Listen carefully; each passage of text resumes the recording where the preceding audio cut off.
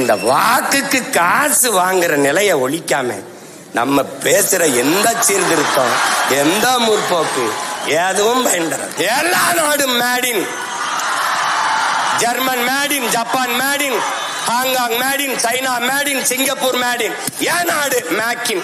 My dear, ஒரு மொழியை 6 மாசத்துல சென்னையில தெருக்கல்ல அழகாக ஆங்கிலம் பேச 6 மாசத்தில் கற்றுக் கொடுக்கப்படும்.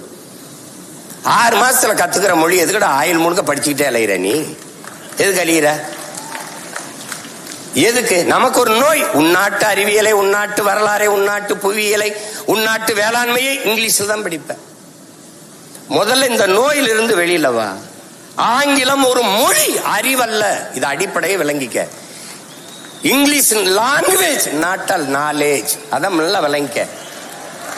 வெள்ளை என்பது நிறம், அழகல்ல. ஆங்கிலம் என்பது மொழி, அறிவல்ல.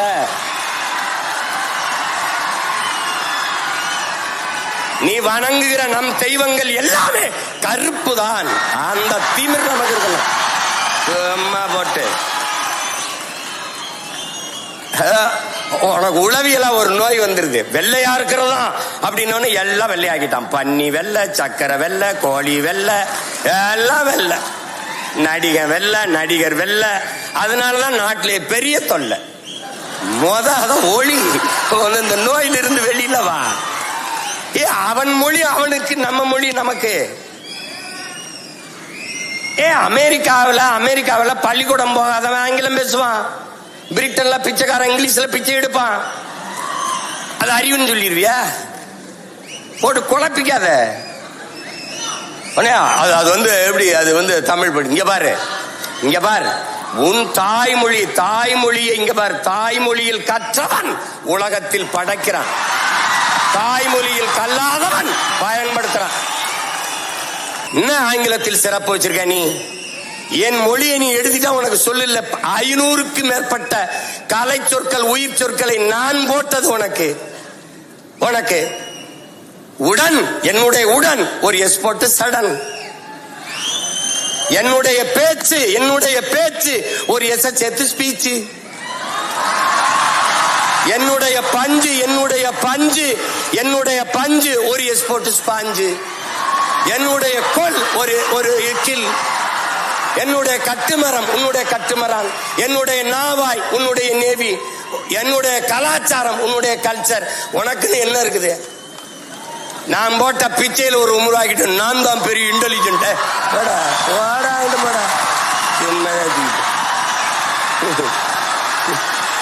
தம்பி, உலகத்தில் எல்லோரும் அவரவர் தாய்மொழியில் பேசுகிறார்கள். தமிழர்கள் நாங்கள் அந்த மொழிகளின் தாய்மொழியில் பேசிக் கொண்டிருக்கிறோம்.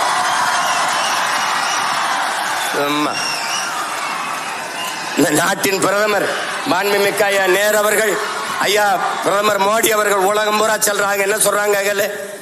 உலகம் பூரா உலகில் முதல் மொழி தமிழ் எங்கள் இந்தியாவில் இருப்பது பெருமை. இந்திய மொழிகளின் தொன்மையை தமிழில் இருந்து அறியலாம். உலகில் பல்வேறு நாடுகளில் மக்கள் தமிழை கற்றுக்கொள்ள பேரார்வம் கொண்டு வருகிறார்கள். நான் சொல்லல, நாட்டின் பிரதமர். நீ இங்க பாரு, நீ ஒண்ணு தெரிஞ்சுக்க. பெத்த தாயை பட்டினி போட்டுட்டு எத்தனை ஆயிரம் அன்னதானம் செஞ்சாலும் உனக்கு பலன் இல்லை.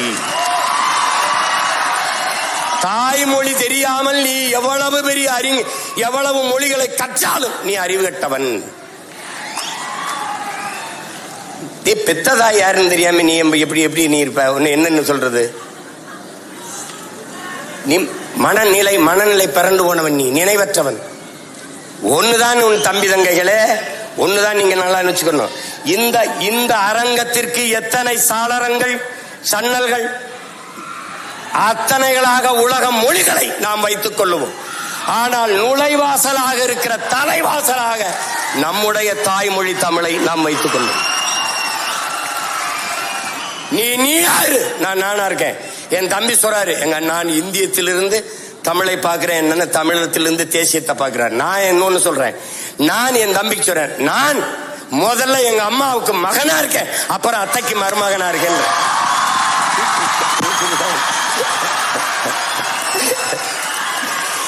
மற்ற மொழிகள் எல்லாம் உலகில் பிற மொழிகளின் துணை இன்றி இயங்க முடியாது. இந்திய பெருநிலத்திலே எந்த மொழியும் இயங்க முடியாது. இப்ப சினிமானா பிக்சர்லு சினிமாலு தான் எல்லா இடத்துலயும். ஆனால் எனக்கு திரைப்படம்னு ஒண்ணு இருக்கு. இது எல்லா இடத்துலயும் மைக் தான் தம்பி, ஆனா எனக்கு ஒளி வாங்கி இருக்கு. இது எல்லா இடத்துலயும் ஸ்பீக்கர் தான் தம்பி, எனக்கு ஒளி பெருக்கி. இது எல்லா இடத்துலயும் லைட் தான் தம்பி, எனக்கு இது விளக்கு. புரியுதுன்னு நினைக்கிறேன். இது வந்து கேமரா தான், எனக்கு ஒளிப்பதிவு கருவி. அது சேர் தான், எனக்கு நாற்காலி. இது டேபிள், எனக்கு மேசை. உலகத்திங்க பாரு, இது லேப்டாப், எனக்கு மடிக்கணினி. அது கம்ப்யூட்டர், கணிப்பொறி.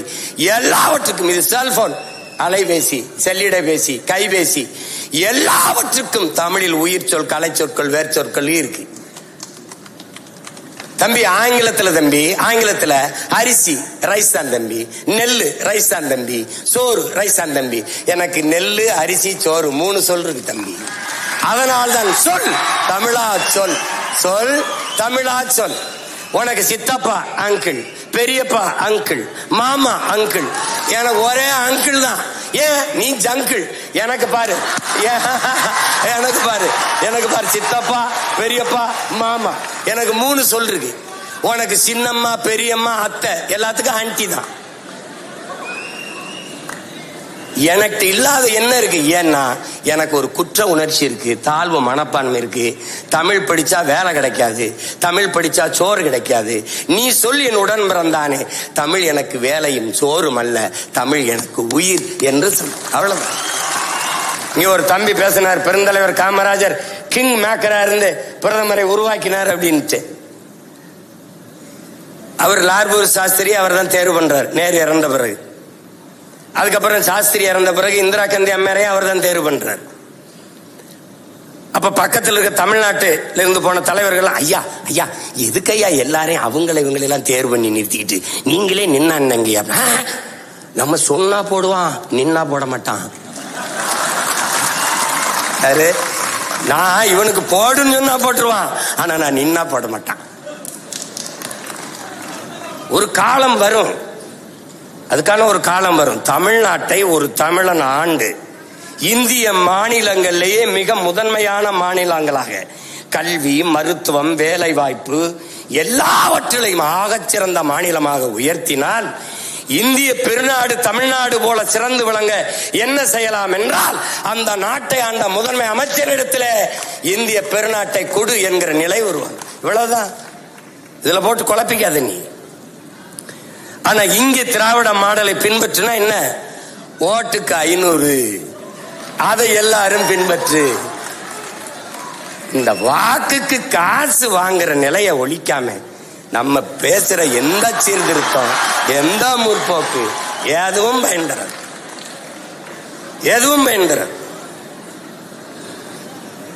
இதை அரசியல் பேசக்கூடாதுன்னு சொல்றதெல்லாம் அது எங்க ஐயாவும் சொல்ல மாட்டாங்க, இங்க என் தம்பி இருக்கிறப்ப எங்க ஐயாவும் சொல்ல மாட்டாங்க. அரசியல் என்பது ஒரு வாழ்வியல் என்பதை நீங்க புரிஞ்சுக்கணும். அறிவியல், புவியியல் போல அது ஒரு வாழ்வியல். இன்னைக்கு ஸ்ரீஹரிகோட்டாவிலிருந்து விண்கலம் இத்தனை மணிக்கு ஏவப்படணுங்கிறது முடிவு செய்தது எது? அரசு. அந்த அரசை முடிவு செய்தது எது? அரசியல். இந்த நாட்டோட ரஷ்யா உக்ரைனோட இத்தனை மணிக்கு தாக்குதல் நடத்தணும் முடிவு செய்தது அரசு. அந்த அரசை தீர்மானிச்சது எது? அரசியல். அப்ப அரசியல் என்பது ஒரு வாழ்வியல். அரசியல் வேண்டாம் என்று நீங்கள் விலகி நிற்பது என்பது வானமே இல்லாத பூமியில் வாழப்போகிறேன் என்பது எப்படிப்பட்டதோ அப்படிப்பட்ட ஒரு கருத்து. அண்ணல் காந்தியடிகள் அரசியல் என்ற எண்ணம் இல்லாதவன் மனிதனாகவே இருக்க முடியாதுன்ட்டார். லெனின் இன்னொரு மடி மேல போய் என்ன சொல்றார்? ஒவ்வொரு மனிதனின் ஒவ்வொரு வார்த்தையிலும் அரசியல் பிறக்குதுன்ட்டார். அது நல்லா கொஞ்சிக்கணும். பிளாட்டோ என்ன சொல்றான்? அரசியல் வேண்டாம் என்று நீ விலகி நிற்கலாம், ஆனால் அரசியல் உன்னை விட்டு ஒருபோதும் விலகாதுங்கிறான். அரிஸ்டாட்டில் என்ன சொல்றான்? அரசியல் வேண்டாம் என்று நீ விலகி நின்றால் யாரை அருவருக்கிறியோ அவன் ஆட்சியின் கீழே வாழ நேரிடும். அதான் இப்ப நேரிட்டுச்சு. உனக்கு புரியுதுன்னு நினைக்கிறேன். நீ கற்றவன் இவர் வெற்றிடம் என்றே ஒன்று கிடையாது, காற்று நிரப்பி விடுங்கிற அம்மா சேர்த்தும். அப்ப கற்றவர்கள் நிரப்பாத இடத்தை கயவர்கள் நிரப்பிவிடுவார்கள். நீங்கள் படித்தவர்கள் எல்லாம் நமக்கு எதுக்கு பிரச்சனை என்று விலகுகிறீர்கள். அதுதான் நாட்டுக்கே பிரச்சனையாக மாறிவிடுகிறது. நீ ஊழல் லஞ்சத்தை ஒழிக்கணும். எங்கிருந்து ஒழிப்பாய்? உன் உள்ளத்தில் இருந்து ஒளி. நான் ஊழல் லஞ்சத்திற்கு எதிரானவன், நான் ஊழல் லஞ்சத்திற்கு எதிரானவன், நான் ஊழல் லஞ்சத்துக்கு எதிரான. ஒவ்வொருவரும் ஊழல் லஞ்சத்துக்கு எதிர். ஊழல் லஞ்சம் ஒழிஞ்சிடும். இதை புரிஞ்சுக்கிட்டு வேலை செய்யணும். இந்த உலகத்தை நீ எப்படிப்பட்ட மாற்றத்திற்கு கொண்டு வர விரும்புகிறாயோ அதை உன்னிலிருந்து தொடங்கு. இதுதான் கோட்பாடு. நான் சரியா இருக்கேன், நீ சரியா இரு, அவர் சரியா இருக்கட்டும், அவர் சரியா இருப்போம், நாம் சரியாக இருப்போம், நாடு சரியாயிரும். இதை புரிஞ்சுக்கணும். அரசியல் வேணாம்னா இப்படி காலையில நீ பிதுக்கிற பர்பஸை, குடிக்கிற தேநீர், படிக்கிற செய்தித்தாள், படிக்கிற பாடம், பார்க்கிற வேலை, வாங்குற சம்பளம், உன் வாழ்க்கையில பிறப்பு சான்றிலிருந்து இறப்பு சான்றிதழ் வரை எல்லாத்தையும் தீர்மானிப்பது அரசு. அந்த அரசை தீர்மானிப்பது அரசியல். அப்போ உனக்கான அரசியலை நீ தீர்மானிக்கலன்னா அப்படி ஒண்ணு கணிச்சுக்க. அரசியலை கற்பிக்காதது கல்வியே இல்லை. அரசியலை தாண்டி ஆகச் சிறந்த கல்வியே இல்லை. நீ படிச்சவெல்லாம் வெளியில போயிடுற. எங்க ஐயா சொன்னாங்க பாரிவேந்தர், 10 பேருக்கு மேல படிப்பே இல்லாதவன் தான் அமைச்சரா இருக்கிறான்ட்டு. நீ அவனை கொண்டு விட்டினா என்ன பண்ணுவான்? தர்மாக்கோல் தான் விடுவான். அப்ப நீ ஒண்ணும் பண்ண முடியும். நீ இங்க உட்கார்ந்து ஆல்பர்ட் ஐன்ஸ்டீன் அவர்கள், தாமஸ் ஆல்வா எடிசன் அவர்கள், நீ படிச்சுட்டு இருப்ப. ஆல்பர்ட் ஐன்ஸ்டீன் என்ன சொன்னார்? என்ன சொன்னார்? வெப்பத்தை தடுக்க தர்மாக்கோல் விட சொல்றாரு. படிச்சு போட்டிதான். அது ஒன்னதுக்கு பயன்படாது. அப்போ அது அதனால முதல்ல நமக்கு ஒரு திமிர் இருக்குன்னு, அந்த திமிர்ல தான் நிமிர்வு வரும். சும்மா போட்டு எல்லாம் பயந்து தெரியாது. இதெல்லாம் நமக்கு ஒரு குற்ற உணர்வு என்னன்னா, நம்மளால முடியாது, நம்மளால முடியாது, நம்மளால இது ஆகாது. உனக்கு ஒரு சொல்லுங்கள். நம்ம வர்றதுக்கு முன்னாடி இங்க இக்கரைக்கு அக்கறை பச்சைன்னு பொன்மொழி தமிழனுக்கு தான் இருக்கு. நேரம் பொன் போன்றதுன்னு கற்பிச்சவன். இந்த பொண்ணு வேணா இன்னொரு பொண்ணு வாங்கிக்கலாம். நேரம் பொன் போன்றதுன்னு எவன் சொன்னது? நேரம் உயிர் போன்றதுங்கிறான் வெள்ளக்காரன். நீ டைம் இஸ் கோல்டுன்னு படிச்சுட்டு இருக்க. நேரம் உயிர் போன்றது, போனா வராது. இக்கரைக்கு அக்கறை பச்சை, அதுலதான் நீ செத்த. நீ இப்ப என்ன செய்யணும்? எக்கரைக்கும் இக்கரையே பச்சை. அதானே அவன் மின்னுவதெல்லாம் பொன்னல்லங்கிறான். நீ இக்கரைக்கு அக்கறை பச்சைங்கிற. அதை பார்த்து ஏமாறாதங்கிற. நீ பச்சையில தான் நிக்கிற. ஆனா அந்த பச்சை நல்லா இருக்கேன்னு இதுலதான் நீ தோற்ற. நீ திமிரியில் இந்த பாரு, இங்க பாரு, சூழிய சீசர் சொல்றான், உன்னுடைய தகுதியை ஒருவன் எழுந்து அறிவிக்கிறதுக்கு முன்னாடியே நீ சொல்லிடுறான், நான் ஆகச் சிறந்தவன் என்று நீ சொல்லிருன்றான். அறிவை கடன் கொடுத்த இனத்தின் மக்கள் நாம். உலகிற்கு அறிவியல், தொழில்நுட்பம், நாகரிகம், பண்பாடு, வேளாண்மை எல்லாவற்றையும் கற்பித்து கொடுத்த இனம் நாம்.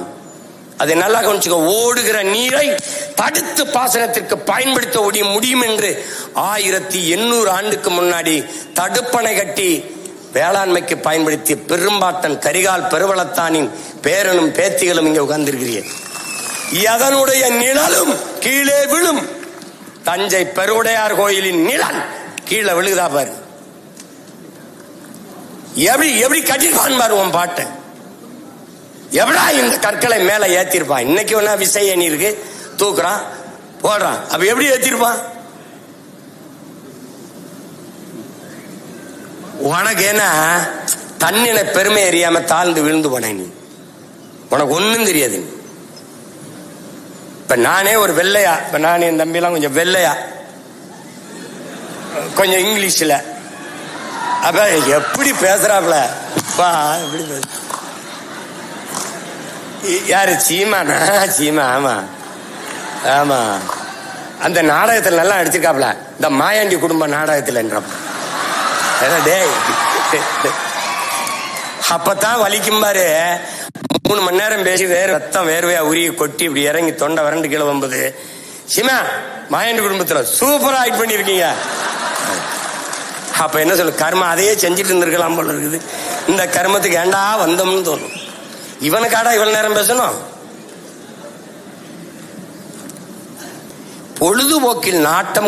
பொழுதுபோக்கில் கேளிக்கையில் நாட்டம் கொண்ட மக்களை புரட்சிக்கு தயார் செய்வது கடினம். கேளிக்கை வேற, போராட்டம் புரட்சி வேறு. நல்லா கவனிச்சுக்கணும். உங்களுக்கான தலைவர்களை பொழுதுபோக்கு தளத்தில் தேடாதீர்கள், போராட்ட களத்தில் தேடுங்கள்.